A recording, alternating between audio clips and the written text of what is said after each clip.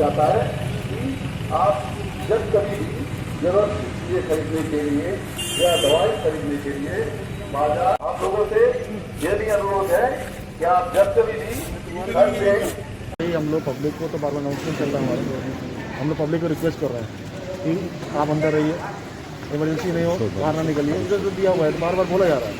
आस्ते आस्ते मेरा ख्याल है कि सब ठीक हो जाएगा। सर, क्या पुलिस का रिक्वेस्ट ही इनफ है लोगों को अपने घरों में रखने के लिए? Yes, I think at the moment. Sir, कोई एक्शन नहीं लिया जाएगा वायलेटर्स के अगेंस्ट? अगर एक्शन तो ले रहे हैं, हम लोग अरेस्ट कर रहे हैं जो वायलेटर एक्सट्रीम वायलेशन कर रहे हैं, इसको बोला जा रहा है आप घर जाइए, it's not able to show a reason, उसके हम लोग कर रहे हैं।